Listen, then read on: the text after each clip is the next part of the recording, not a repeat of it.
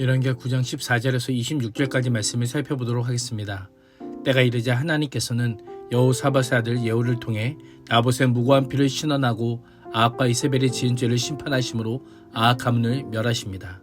14절에서 16절은 예후의 반란입니다. 예후는 아합의 집을 칠하는 하나님의 명령에 따라 요람을 배반하고 제거할 계획을 공모합니다.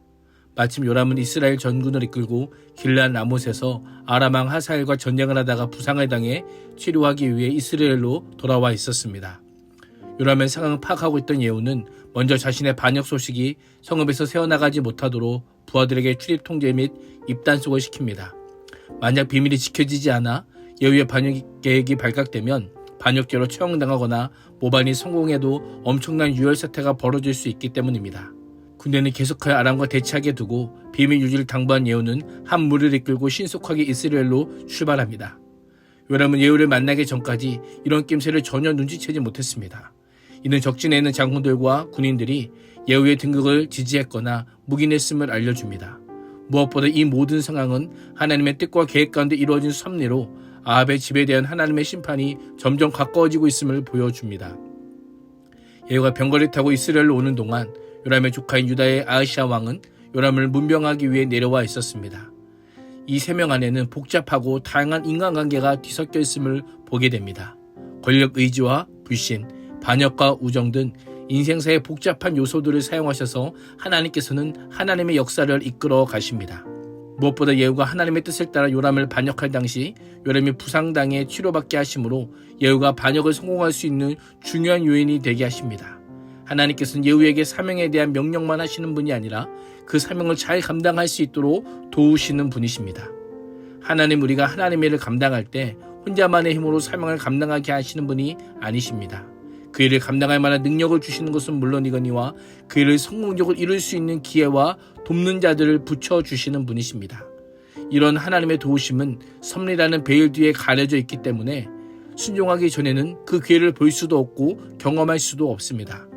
그러나 하나님의 일을 믿음으로 순종하기만 하면 하나님께서 그 모든 문들을 열어가심으로 사명을 감당할 수 있는 은혜를 주심을 우리는 반드시 기억해야만 합니다.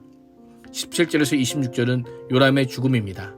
이스라엘 망대를 지키던 파수꾼은 멀리서 예후의 무리가 오는 것을 발견하고 요람에게 이를 보고합니다.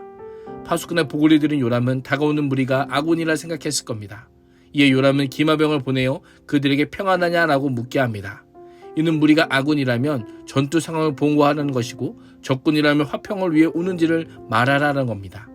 여러분, 부상 치료를 위해 전쟁터에 떠나 있었기에 전쟁의 상황을 속히 듣고 싶어 했을 것입니다. 예후는 평안을 묻는 요람의 기마병에게 자신의 온 목적을 이야기하지 않습니다. 왕의 물음을 들은 예후는 평화의 소식인지 아닌지 너와 무슨 상관이 있느냐라고 하며 너는 내 뒤를 따르라고 명령합니다. 나에게는 안부 인사 따위는 필요 없으니 입 다물고 자신의 반란의 무리에 동참하라는 의비를 내비치고 있는 겁니다. 파수꾼은 기마 전령이 돌아오지 않자 요람 왕에게 보고합니다. 요람은 다른 기마병을 불러 같은 명령을 내립니다. 예후는 두 번째 기마병에게도 같은 대답과 행동을 합니다. 하나님 나라의 평안을 깨고 있는 요람이지만 그는 자신과 왕위의 평안만을 구합니다. 이것이 죄악된 인간의 모습입니다. 죄로 가득하여 하나님과의 화목과 평안을 깨고 있으면서도 자신의 평안과 안전만을 구합니다. 성공과 부와 명예만을 구합니다. 더 잘 살기만을 바랍니다.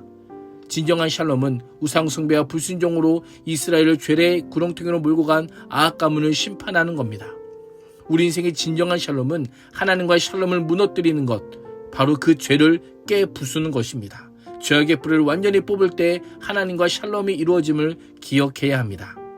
파수꾼은 또다시 요람에게 상황을 보고합니다.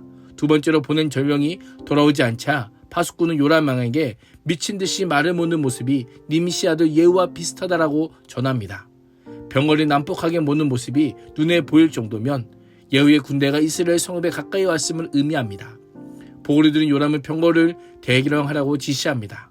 이스라엘 왕 요람과 유다 왕 아하시아는 각각 자기의 병거를 타고 나가 나봇의 땅에서 예후를 만납니다. 무지한 나봇의 피와 요람의 부모인 아합과 이세벨의 죄가 함께 물든 장소에 죄인의 아들 요람과 그를 처단한 예후가 등장하는 모습은 우연이 아닌 하나님의 절대적인 섭리임을 보게 됩니다. 요람은 평안하냐라고 물으며 적진의 상을 보고받으려 하지만 요람의 예상을 깨고 이세벨의 음행과 술수가 이렇게 많은데 무슨 평안이 있겠느냐라고 받아칩니다. 아합 집안이 나라를 망치고 있는데 전쟁보다 아합 집안을 제거하는 것이 우선이지 않겠냐라고 하는 의미입니다. 이제야 예후의 반역을 알아차린 요람은 손에 쥔 말곶비를 급히 돌려 도망하면서 아하시아에게 아하시아여 반역이로다 라고 하며 도망갈 것을 알려줍니다. 다급해진 요람은 스스로 병거를 몰며 도망쳤지만 예후의 화살이 그보다 빨랐습니다. 예후는 때를 놓치지 않고 힘을 다해 활을 당겨 요람의 두 팔 사이 즉 심장을 향해 쏩니다. 화살은 요람의 등을 맞추며 염통을 꿰뚫고 지나갔습니다. 요람은 병거 바닥에 엎드려져 그대로 죽게 됩니다. 한 발의 화살로 인해 요람은 죽음을 맞이했고 선지자 예언대로 요람의 시체는 이스라엘 사람 나봇의 밭에 던져집니다. 탐욕 때문에 무고한 나봇의 피를 흘린 일을 하나님께서 기억하고 계셨고 가문의 죄를 끊지 못한 요람 왕에게도 그 죄값을 치르게 하심으로 이스라엘에게 진정한 평안을 가져다 주십니다. 하나님께서 나봇과 그 아들들의 피 흘린 곳에서 아합과 이세벨, 요람을 포함한 아합 후손들을 멸망시키므로 아합 가문의 죄를 잊지 않고 심판을 집행하십니다. 성경은 여호와께서 말씀하시기를 이라고 한 표현을 반복 사용하므로 예후의 선언이 여호와께부터 나왔음과 여호와의 말씀은 반드시 성취된다는 사실을 강조합니다. 하나님은 죄를 묵과하지 않으십니다. 심판 앞에서는 절대 유행을 바랄 수 없음을 잊지 말아야 합니다. 더 늦기 전에 이제라도 멈춰서서 버리고 끊어야 할 죄악은 없는지를 돌아보는 하루가 될 수 있기를 축복합니다. 기도하겠습니다. 하나님, 심판하시는 하나님 앞에서 버리고 끊어야 할 죄악을 깨달아 알게 하여 주시고 철저하게 끊어내고 단절하여 하나님과 화목한 삶을 사는 은혜를 누리게 하여 주옵소서. 예수님의 이름으로 기도합니다. 아멘.